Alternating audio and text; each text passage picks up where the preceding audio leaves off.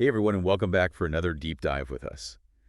Today we're going to be looking at something that I'm sure you've all been thinking about a lot lately. Mm-hmm. DEI, Mm. diversity, equity, and inclusion policies. Yeah. We're going to be looking at an article called Examining the Consequences of DEI Policies in Today's Society. Okay. And it was published on February 14th, 2025 Right. on roamingaround.com. Uh-huh.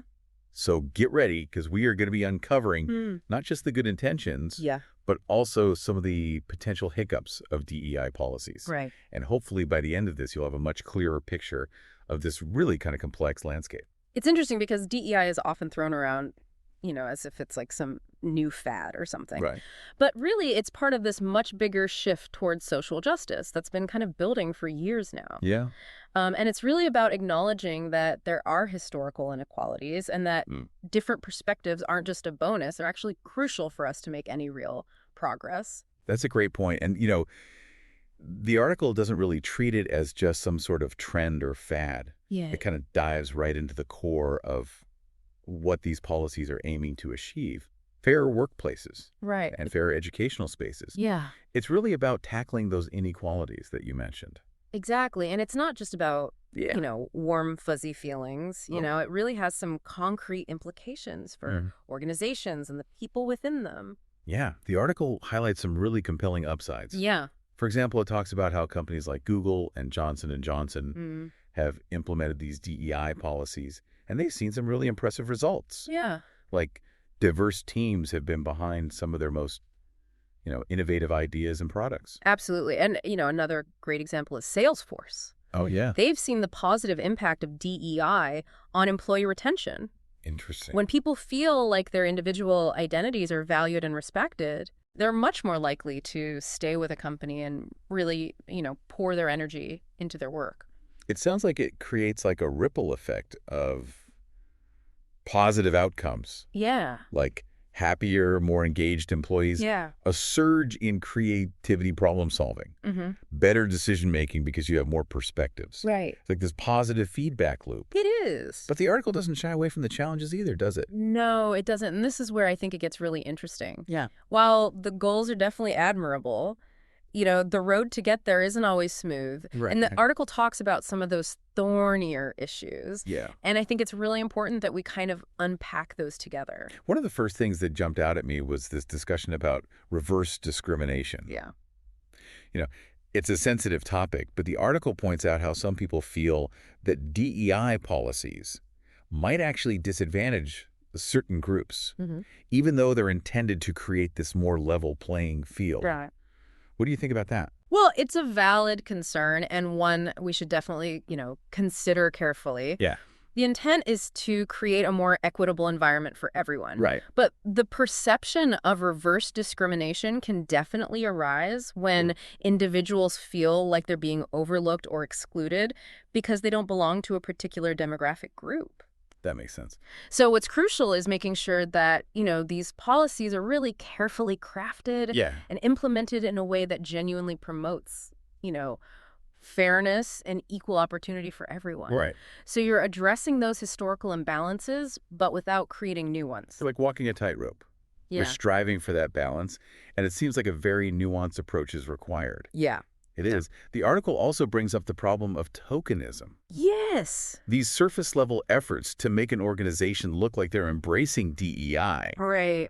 but in reality, they're not really creating any meaningful inclusion. Tokenism is definitely a danger. Yeah. It's like putting a Band-Aid on a much deeper issue. True inclusion, goes beyond just checking those boxes or meeting quotas. Yeah. It's about fostering that culture where everyone feels seen, heard, and valued for who they are. Right. And they have those equal opportunities to contribute and advance within the organization.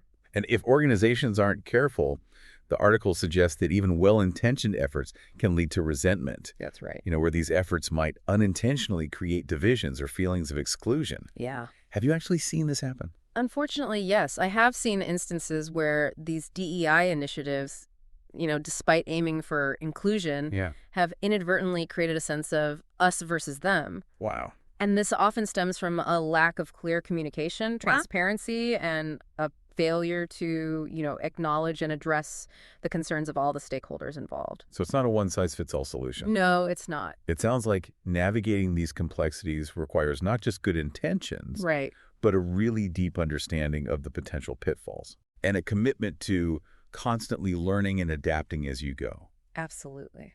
That's a great point for us to think about as we move into the next part of this deep dive. Yeah. We're going to be talking more about some of the challenges and criticisms of DEI policies. Mm-hmm. So stay tuned. So we were just talking about how DEI isn't always, this smooth journey. Yeah. And it got me thinking about something the article talked about, this idea of corporate responsibility in this new era. Right. It feels like companies are under more and more pressure to be like good social citizens these days. Definitely. And DEI is obviously a big part of that. Absolutely. Consumers are way more aware now than they used to be. Yeah. And they really want to buy from brands that reflect their values, That's true. Neglecting DEI can really hurt a company's reputation, and they can even lose customers because of it. It's not just about doing the right thing, it's also good for business. Exactly. The article also mentioned how investors and employees are more attracted to companies that prioritize DEI. Yeah, they are. So it really feels like a big change. Yeah. Like, companies can't just talk about it anymore, they have to show a real commitment. But how do we measure that commitment? Right. How do we even know if these DEI initiatives are working? Well, the article actually goes into that. Okay. It talks about some steps that companies can take to move beyond just good intentions Okay. and actually make a measurable impact. So what are those steps? One of the key things is setting clear metrics. Okay. Looking at things like employee demographics, Mm-hmm. how many people from different backgrounds work there, and also representation in leadership positions. That makes sense. Are there women and people of color in those roles? And even looking at employee engagement surveys. Okay, so you're gathering a lot of data. Right, both quantitative and qualitative data to see where the company stands. But it can't just be a one-time thing, right? No, definitely not. The article talked about the importance of ongoing assessment. Right, you need to keep reviewing the data. To spot trends, see what's working, and also what needs to be improved. Because things change all the time. The workplace is always changing. Yeah. And society's expectations are changing too. Right. So DEI initiatives need to be flexible. Adapt to those changes. Exactly. But do you think there's a risk What do you mean? that focusing too much on metrics could make DEI feel like just checking boxes? That's an interesting point. Like, it shouldn't just be about hitting certain numbers. Right, it needs to be a real cultural change. Exactly. It needs to be a part of the company's DNA. The article also mentioned transparency. Yes. Like companies being open about their diversity data, the good and the bad. Transparency is so important for building a trust, Yeah, I agree. both inside the company and with everyone outside the company. So are there industry best practices for collecting this data? That's a great question. Yeah. Because, we're still figuring out the best way to measure DEI progress. It's a new field. It is, and there's a lot of room for innovation. But ultimately, the goal is to use data to make real change. Yeah, to create more equitable workplaces. Exactly. But data isn't everything, is it? Right, you can't tell the whole story. The article also talked about some trends that are shaping the future of DEI. Like what? Well, one of the big ones is this focus on intersectionality. Oh, yeah, I remember that. It's this idea that people have multiple identities. Not just one thing. Right, we're not just our race or our gender. We're a combination of all these things. Exactly, and DEI initiatives need to recognize that complexity. It's like looking at a tapestry. Yeah. With all these different threads woven together. Beautiful analogy. To make this whole picture. And true inclusion means embracing all those threads. Right, the full spectrum of diversity. Exactly. The article also talked about remote work. Yes. And how it's affecting DEI. It's kind of a double-edged sword. How so? On one hand, it can really diversify talent pools. Oh, yeah, because you can hire from anywhere. Exactly. Geography isn't a barrier anymore. You can find the best talent regardless of location. But it can also create challenges for inclusion. What do you mean? If it's not managed well. Okay. Remote work can make people feel isolated. Especially those from underrepresented groups. Right, because they might feel like they're on the outside. Not really part of the team. Yeah. So we need to find new ways to build community. In a virtual environment? Things like virtual onboarding, Okay. online communities, virtual mentorship programs. It's like a whole new blueprint for DEI. In the digital age. It's exciting. And a little bit scary. Because it's new territory. Definitely. The article also talked about the role of technology, Yes, technology can be a powerful tool for DEI. but it can also be used in the wrong way. Right. We need to be careful. So how can we use technology to promote DEI? Well, we already talked about data analytics, but we can also use AI to reduce bias in hiring Interesting. and VR to create training programs that help people develop empathy. Wow, that would be amazing. And technology can also make the workplace more accessible. For people with disabilities. Exactly. So everyone can participate fully. It sounds like there's so many possibilities. Yes. But we need to make sure we're using technology ethically. Always thinking about the human impact. That's a really important point. It is. So we've covered a lot of ground here, We have. from the history of DEI to its future impact. Yeah. But before we wrap up, I want to talk about what all this means for individuals. Okay. We talked about organizations and policies. Right. But what can individual people do to advance DEI? That's a great question. Yeah. Because ultimately, DEI is about all of us. Yeah, it's not just about companies. Right. It's about each of us taking responsibility and becoming agents of change in our own lives. We ended part 2 talking about individual responsibility, and it made me think. Yeah. We talked about the big picture of DEI, Right. but what does it actually look like, in practice? That's a good question. Like, what are some real-world examples of things that are making a difference? Well, one example that comes to mind is mentorship programs. Oh, yeah? Connecting people from underrepresented groups with senior leaders who can mentor them. Okay. It can be really powerful. Yeah, mentorship is so important for career development. Right.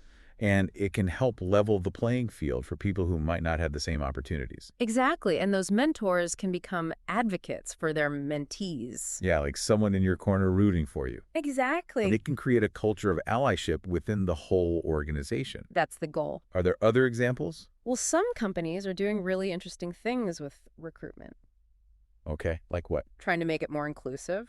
Yeah. For example, some companies are using blind recruitment, Oh, I've heard of that. where they remove identifying information from resumes. So you don't see the person's name or gender or where they went to school? Exactly. It's all about their skills and experience That's the idea. to avoid unconscious bias. Right, but it's not a perfect system. How so? Some people say that you lose the ability to consider diverse perspectives I see what they mean. if you don't know anything about the person's background. So it's about finding a balance. Right, between fairness and representation. That makes sense. Another trend is focusing on building inclusive company cultures. Where everyone feels comfortable being themselves. Exactly, where they feel safe and respected. That sounds great in theory, but how do you actually do that? Well, it involves a lot of things. Like what? Having clear policies against discrimination and harassment, Okay. providing diversity and inclusion training to all employees. Mm-hmm. But it's also about going beyond those formal things Okay. and creating a sense of belonging. Where people feel like they can speak up and share their ideas. Exactly. The article mentioned training. Yeah, a lot of companies are doing that now. But does it actually work? It can, but it has to be done well.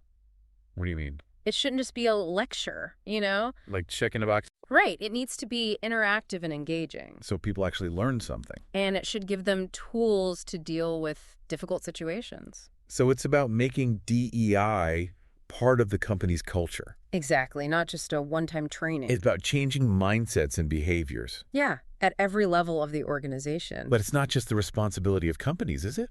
No, it's not. What about individuals? Right. What can our listeners do? Yeah, they've been listening to all this. They're probably thinking, how can I make a difference? Where do we even start? It starts with education. Okay. Learn as much as you can about DEI. Read books.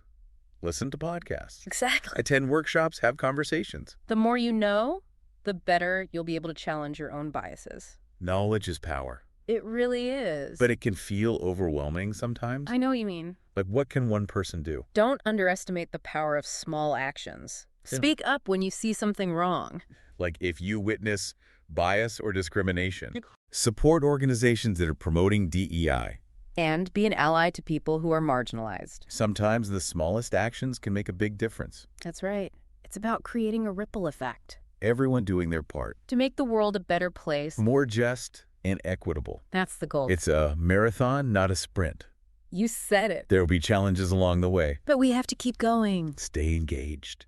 Stay informed. And stay committed to DEI. Well, that brings us to the end of our deep dive. It's been a great conversation. I hope you found it insightful and thought-provoking. And maybe even a little challenging. But most importantly, we hope you feel empowered to make a difference. Thank you for joining us. Remember, every voice matters. Every action counts. Until next time, Stay curious stay engaged. and keep diving deep.